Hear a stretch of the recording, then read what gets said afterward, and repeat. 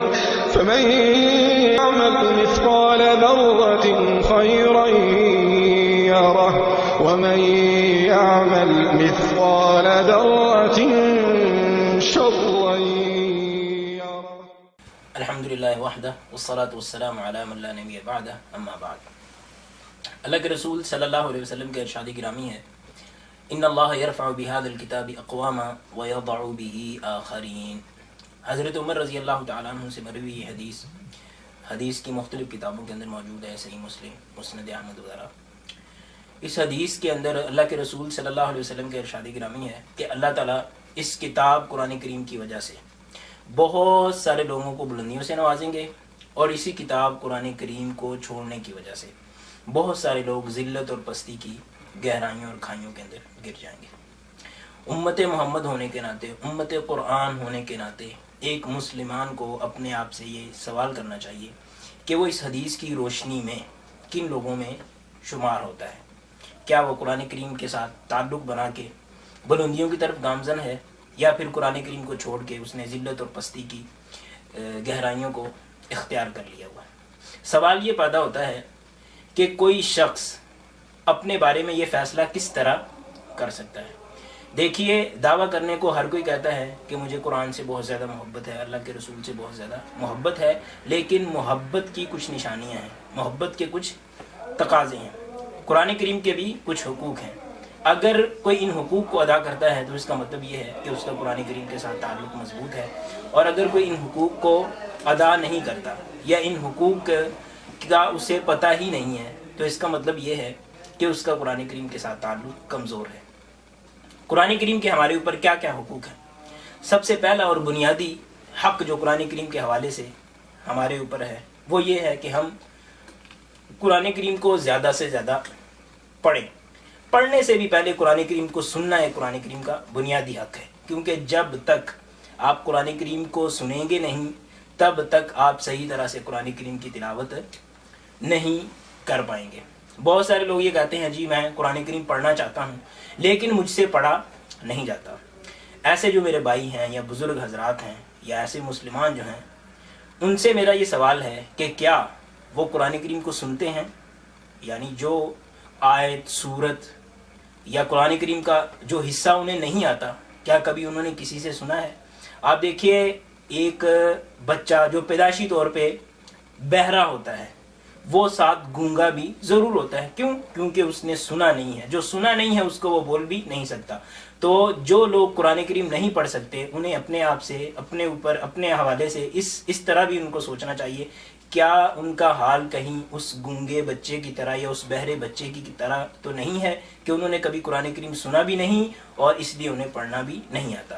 قرآن کریم کو پڑھنے کے ساتھ، سننے کے ساتھ ساتھ قرآن کریم کا تیسرا حق اور بنیادی حق جو ہے وہ یہ ہے کہ ہم قرآن کریم کو پڑھتے ہوئے، سنتے ہوئے اس کو سمجھنے کی کوشش کریں. اللہ تعالیٰ قرآن کریم کے اندر ارشاد فرماتے ہیں کتاب انزلناہ الیک مبارک لیدبروا آیاتہ ولیتذکر اولو الالباب.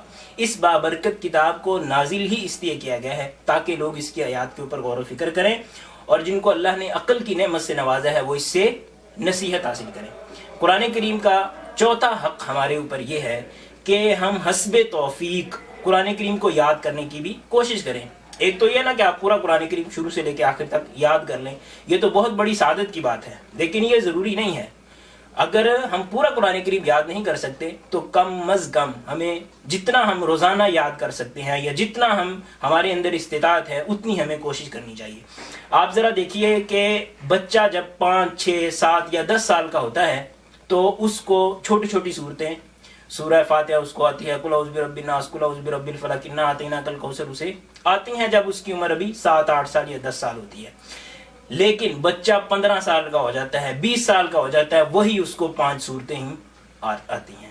30 سال کا ہو جاتا ہے وہی 5 صورتیں. 40، 50، 60، 70، 80، 90، 100 سال تک بھی عمر پہنچ جائے تو عام طور پہ ہمیں وہی 5-10 صورتیں یاد ہوتی ہیں جو ہم نے اس عمر کے اندر یاد کی ہوتی ہیں جب ہم سن شعور کے عمر سے پہلے کے ہوتے ہیں. مطلب یہ ہے کہ وہ صورتیں ہم نے یاد نہیں کی ہوتی بلکہ ہمیں یاد کروا دی گئی ہوتی ہیں، لیکن جب ہم خود مختار ہوتے ہیں، سن شعور کے اندر جب قدم رکھتے ہیں، تو ہم اس طرف توجہ ہی نہیں کرتے کہ قرآن کریم کو یاد کرنا یہ بھی قرآن کریم کا ہمارے اوپر ایک حق ہے۔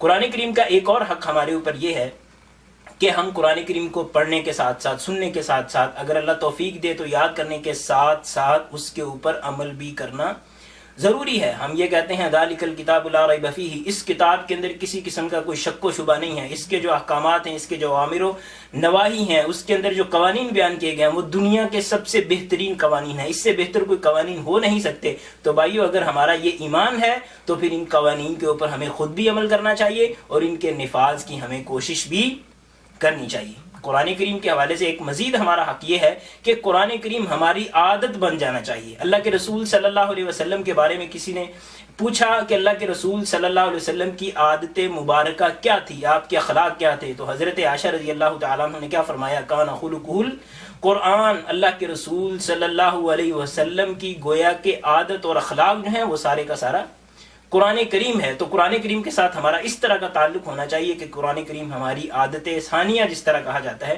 اس طرح ہو جائے۔ پھر دوسری بات یہ ہے کہ قرآن کریم سے ہمیں متاثر بھی ہونا چاہیے۔ عام طور پہ کیا ہوتا ہے، ہم قرآن کریم سنتے بھی ہیں، تقریریں بھی لمبی چوڑی سنتے ہیں، واعظ دروس ساری چیزیں سنتے ہیں، لیکن سبحان اللہ ماشاءاللہ کہہ کے پلہ جھاڑ کے ہم اٹھ جاتے ہیں۔ لیکن ہم سے پہلے لوگ کس طرح تھے؟ اللہ کے رسول صلی اللہ علیہ وسلم اور آپ کے صحابہ کرام کا کیا طریقہ کار تھا؟ قرآن کریم پڑھتے تھے، آنکھوں سے آنسو جاری ہوتے تھے، داڑھی تر ہو جاتی تھی۔ آپ دیکھیں اس حوالے سے مستقل کتابیں موجود ہیں کہ جو پہلے بزرگ تھے وہ قرآن کریم پڑھا کرتے تھے اور اتنا اثر لیتے تھے، اتنا تاثر لیتے تھے کہ بعض دفعہ وہ کئی دن تک بیمار ہو جاتے تھے، اور بعض دفعہ تو ان کا جو حالت جو ہے وہ اتنی خراب ہوتی کہ وہ اسی وجہ سے موت کو گلے لگا لیا کرتے تھے۔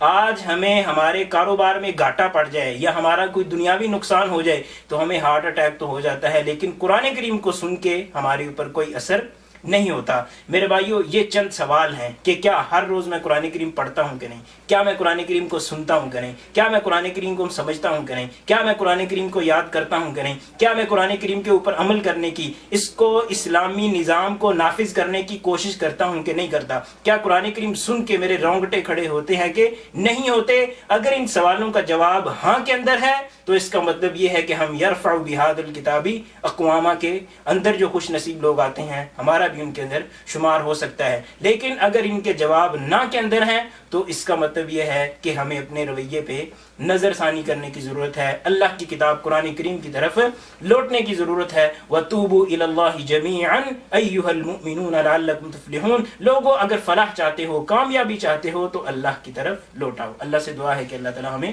توفیق عطا فرمائے۔